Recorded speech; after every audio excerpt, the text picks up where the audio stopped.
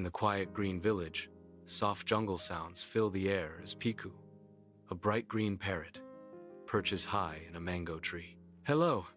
Hello! Look at me! Piku squawks, his voice a vibrant echo amidst the lush foliage. His words are hollow, devoid of meaning, merely echoes of his surroundings.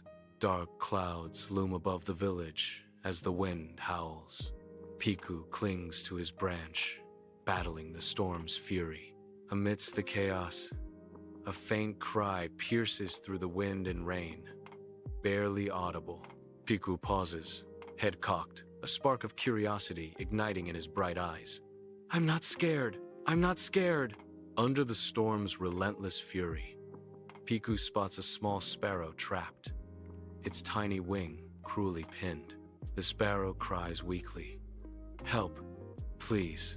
Piku takes flight, his cries a genuine call for help, piercing the storm.